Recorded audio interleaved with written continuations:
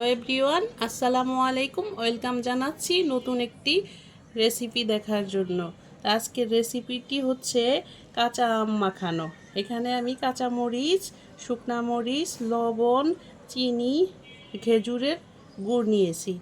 এখন আমি সবগুলো একসঙ্গে করে মাখাবো। মাখিয়ে একদম হাতের সাহায্যে ম্যাশ করে নেব। এই গরমের দিনে এই কাঁচা আম মাখানোটা অনেক ইয়ামি লাগে। এখন একটু সরিষার তেল দিয়ে দিব, দিয়ে আবারও একটু মেখে ঝুঁকে নিব। দেখতেই পেয়েছেন কি সুন্দর হয়েছে, আর গ্রানটাও এত সুন্দর আসতেছে।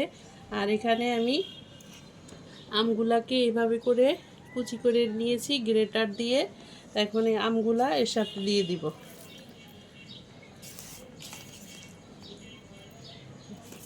যাদের বাড়িতে অনেক আম আছে গাছে, গ্রামে বাড়িতে, তারা এইভাবে করে প্রত্যেক দিনই ইচ্ছা করলে খেতে পারেন।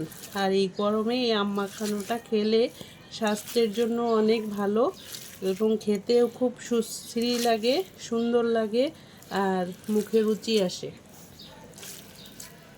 ইস, কি সুন্দর গ্রান আসতেছে!